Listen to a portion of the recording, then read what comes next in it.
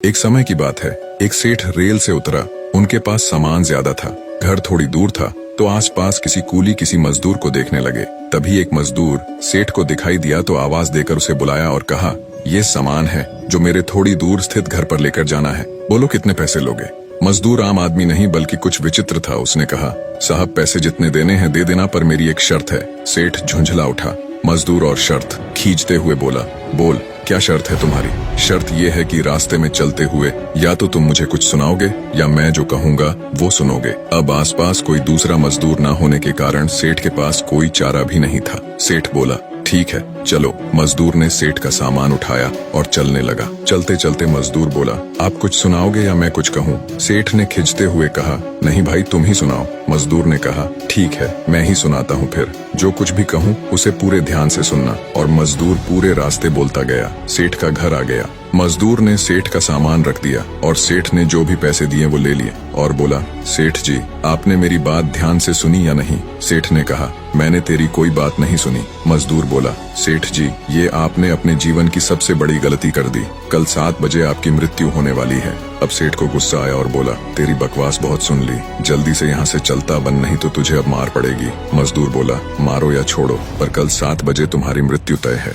अब सेठ कुछ सीरियस हुआ और बोला, मरना तो सभी को है, अगर मैं कल मरने भी वाला हूँ तो उसमें अब क्या कर सकता हूँ। मजदूर बोला, मरने वाले तो हो आप, इसे तो कोई टाल नहीं सकता, पर तुम अब भी मेरी बात सुन लोगे तो वो तुम्हारे मृत्यु के बाद भी काम आएगी। सेठ बोला, अच्छा सुना, मैं तेरी बात अब पूरे ध्यान से सुनूंगा। मजदूर बोला, मरने के बाद जब तुम ऊपर जाओगे तो तुमसे पूछा जाएगा, पहले तुम पाप का फल भुगतोगे या पुण्य का। तब तुम कहना पाप का फल भुगतना चाहता हूँ, पर साथ साथ पुण्य का फल आंखों से देखना चाहता हूँ। इतना कहकर मजदूर चला गया। अगले दिन ठीक 7 बजे सेठ की मृत्यु हो गई। ऊपर गया तो यमराज ने वही सवाल पूछा, बोल पहले पाप का फल भुगतेगा या पुण्य का। सेठ को मजदूर की बात याद थी तो बोला, मैं पाप का फल भुगतने के लिए तैयार हूँ, पर साथ साथ पुण्य के फल को आंखों से देखना चाहता हूँ। यमराज बोले, ये क्या बात हुई, यहाँ तो बारी बारी तुम्हें अपने कर्म भुगतने पड़ेंगे। सेठ बोला, फिर मुझसे पूछा ही क्यों, अब पूछा है तो उसे पूरा करो। पृथ्वी पर तो अन्याय होता बहुत देखा है, पर यहाँ तो मुझे ये उम्मीद बिल्कुल भी न थी। यमराज सोच में पड़ गया,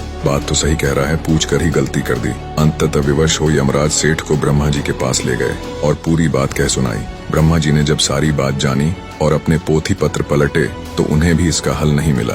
कोई ऐसा नियम नहीं था जिससे जीव की दोनों इच्छाओं को साथ साथ पूरा किया जा सके। ब्रह्मा भी विवश हो सेठ को परमात्मा के पास ले गए, साथ में यमराज भी था। परमात्मा के पास पहुंचे तो उन्होंने ब्रह्मा और यमराज को वापस भेज दिया। अब रह गया सेठ, तो ईश्वर ने कहा, बोलो तुम क्या कहना चाहते हो। सेठ हाथ जोड़ बोला, जी मैं तो शुरू से एक ही बात कह रहा हूँ कि पाप का फल भुगतना चाहता हूँ और साथ साथ पुण्य का फल आंखों से देखना चाहता हूँ। भगवान बोले, धन्य है वो गुरु रूपी मजदूर जो तेरे अंतिम समय में तेरा कल्याण कर गया। अरे मूर्ख, उस मजदूर के कारण ही तू मेरे सामने खड़ा है। तूने अपनी आंखों से मेरे दर्शन कर लिए, मेरे दर्शन मात्र से तुम्हारे सारे पाप नष्ट हो गए। अब इससे बड़ा और क्या पुण्य देखना चाहता है। निष्कर्ष, गुरु हमें कहीं भी और किसी भी रूप में मिल सकता है। गुरु की हर बात ध्यान से सुननी चाहिए, पता नहीं कौन सी बात कब काम आ जाए। सभी गुरुओं को मेरा सत सत नमन। जीवन में सही मार्ग दिखाने वाली ऐसी ही और वीडियो के लिए हमारे साथ जुड़े।